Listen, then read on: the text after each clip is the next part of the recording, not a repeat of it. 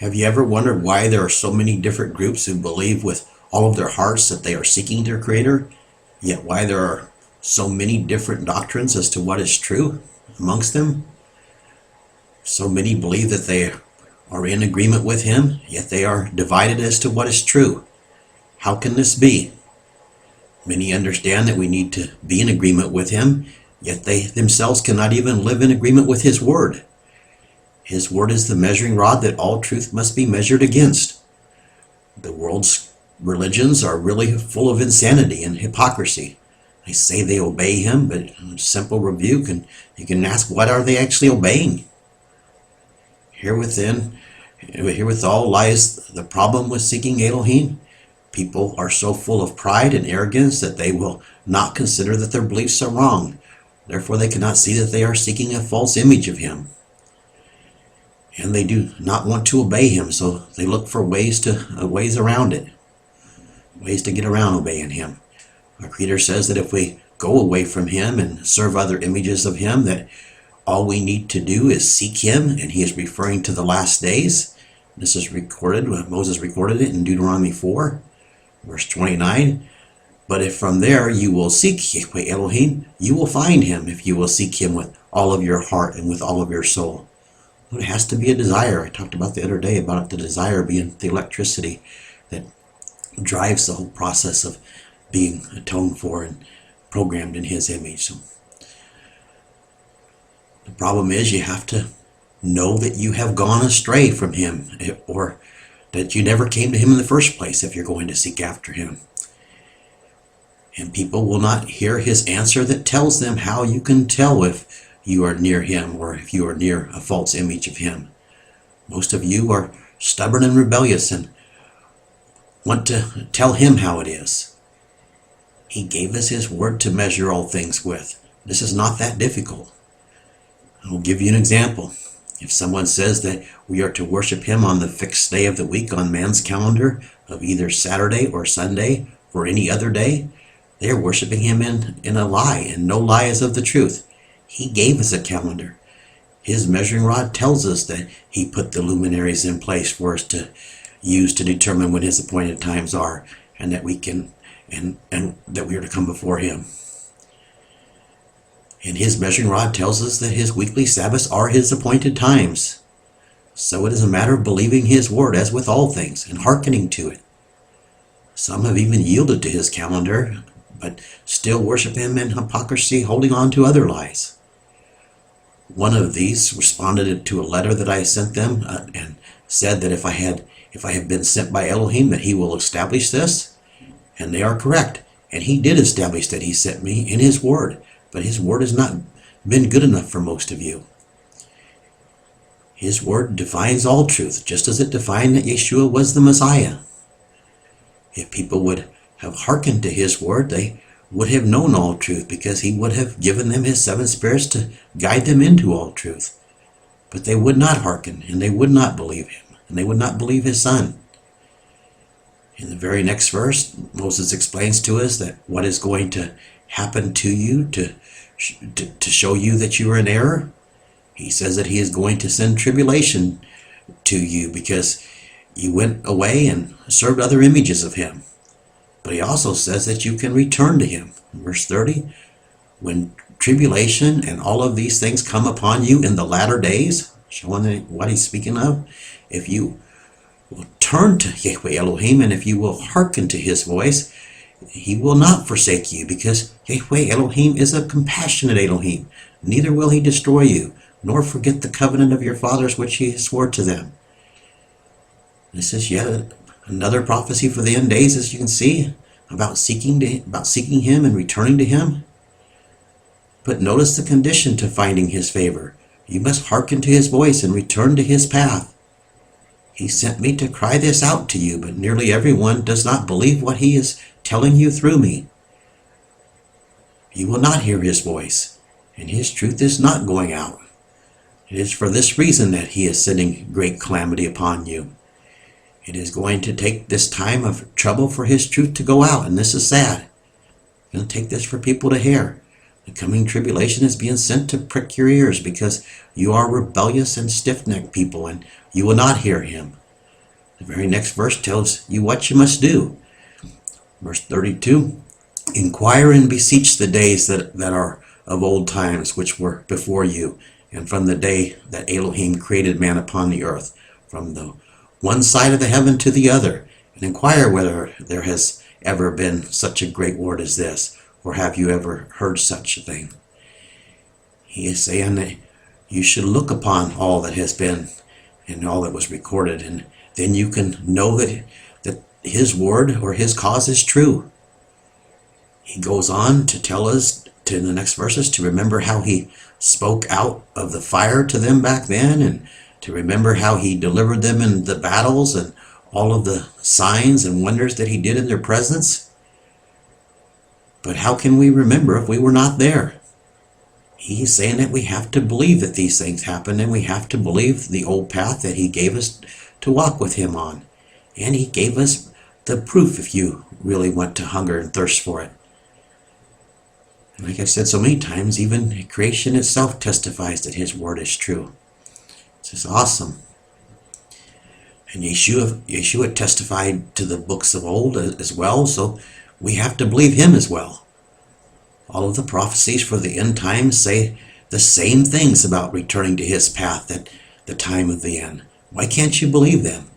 And if they're about returning to his path, obviously the world had to depart from him. And he says that Satan would deceive the whole world. Do you not believe that the events in Egypt happened? Do you not believe that the Red Sea parted? Do you not believe that the Jordan backed up and they crossed on dry ground, and that the walls of Jericho came tumbling down short after that? Do you not believe the prophecies about returning to his Torah, if he is going to gather you back in his remnant that he will deliver through the coming tribulation? Why not? Because you want to put your trust in lies instead, and this is why he is going to have to humble you. Read the song that Elohiym had Moses record in Deuteronomy 32. I posted a video on this as well. This is a song that each of us were commanded to know, because it was to be a witness against the children of Israel in the latter days. And if you don't think you're part of the children of Israel in the latter days, well, there's still judgment coming to you regardless, even if you're not. But I've spoke before who is of the scattered tribes of Israel in other videos. So primarily, if you listen to this in the English language, you are more than likely part of the scattered tribes of Israel.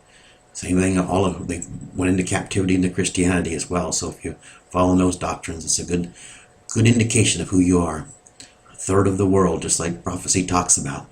And tell me what other group is a third of the world. So it explains, the Song of Moses explains Israel going away from him and what will befall them for doing so.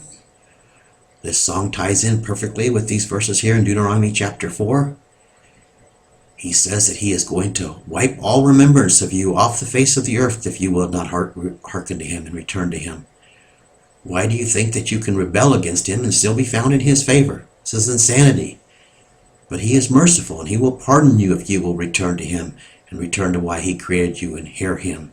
He created you for a purpose. Why won't you turn to him before he sends his calamity? This would seem like a smarter thing to do, don't you think? Seek him while he may be found. Or do you want to continue to hold on to lies like Saul of Tarsus' blaspheme that no one seeks after him? No, not one, Saul said. My Father is calling all who will come to him at this time. There are also many who claim that they are seeking after him, and they claim that they have found him, yet they have not found him. The coming tribulation will prove to them that they worship him in vain, because they will cry out to their false images of him, and he will not hear. So I suggest that you compare your beliefs to his measuring rod now, so you don't have to be proven that you're in error by the coming tribulation. The reason that these groups have found false images of him is because they seek him on their terms. They tell him what they will believe and what they won't believe. It really is simple to determine if this includes you or not. Do you wear blue tassels on the borders of your garments to remind you of his commandments? Why not? He commanded you to. and his son wore them, and he commanded us to follow him. I just give this for a simple example. You certainly can wear these tassels in hypocrisy as well, and the religious of the day certainly did back then. But just go down the line. Are you hungering to learn and to obey his commandments, judgments, precepts, and ordinances? Or do you scoff at them? Or do you even care about them? Do you even care why he commanded them, or care why he created you? You had better start caring, because if you don't, you will be consumed by his indignation in the coming weeks and months. A few verses later, in Deuteronomy 4, he reminds them, verse 40, hedge about or guard his statutes and his commandments, which I command you this day, in order that it may go well with you and with your children after you, so that you will prolong your days upon the earth, which Yahweh Elohim gives you for all days. His commandments and statutes and judgments and precepts are to be a way of life. They never went away like the false religion of Christianity teaches. You have to believe Saul of Tarsus' lies to say that they did. And you certainly do not believe your Messiah or his father or his other servants if you make this claim. Do you really want to put your eternal fate in the words of Saul of Tarsus instead of your Messiah's words? Pause here and let the tractor go by. Are you that stiff-necked and arrogant just so that you do not have to obey your Creator? For those of you preachers and missionaries that have taken your false gospel to the world, you are false prophets. I don't care if you call yourself prophets or not. You have acted as such by declaring a truth that is not a truth. You say peace, peace, when there is no peace. The truth that our Creator gave us in his word condemns your hypocrisy, but you have no shame. You have no shame for leading others down a false path. And sadly, most of you will continue in your blasphemies instead of repenting, because you are a rebellious house indeed. I have no idea how any of you can ignore all of the prophecies about returning to his Torah in the end days. There's so many of them. And I said before, how can you return to something if you haven't departed from it? Your problem is that your pride will not allow you to admit that you have been deceived by the enemy. Well, guess what? The enemy is not going to be able to deliver you, and he's going to be going away as well, at least for a season. My Father is sending these messages out to you because he is crying out for you to return to the paths of old. Join in with him in rebuilding the old waste places that were made desolate by the rebellious house of Israel and their boy Saul of Tarsus. And I suggest that you don't simply jump into another frying pan, as so many are doing, by returning to him by seeking to learn his instructions from someone who has an approach that is more acceptable and soothing to your itching ears. Our Creator is telling you how it is. Hearken to what he is sending forth. Are any of these false teachers who claim to be teaching the Torah out there keeping the seventh-year Sabbath and teaching others to keep it? This should be an obvious sign that they are false, because this annual Sabbath is in his Torah, and we're in it right now. And he's restoring all things, and he's restored this for this purpose, actually, and some other things too. Obviously they pick and choose what they want to teach, and anyway. Rebelling against his seventh-year Sabbath is part of bearing the mark of the beast, because my Father's mouth has spoken it. Returning to him is returning to him on his terms. There is no middle ground. If you simply want a teacher that will give you some instructions that you can live with, that are more palatable to you, this is your choice. He does not want such hearts as yours in his family anyway, so go your way. And I certainly am not the teacher either. I am a student, and just a student that's been delivered out of the captivity. And it's just that he has put his word in my mouth. And I am hearkening to his voice, just as each of you must. Seeking him is seeking his truth. There is no way that you can seek him and choose to learn on your own terms or choose what you will believe. It does not work this way. As he spoke through Moses to give Israel the truth that their ancestors had lost, so is he speaking through me to restore it. Seek him and his truth while he may be found. His seven spirits have been sent to the world, and they are available to you if you will receive them through entering into his covenant with him, to have his Torah written in your hearts and in your inward parts. I've spoken about this, how he turns the the water that we're baptized in the blood and his son's blood as we turn to his narrow path and leave everything that's false. And it starts with stopping trampling his son's blood underfoot. Repent, his kingdom is at hand.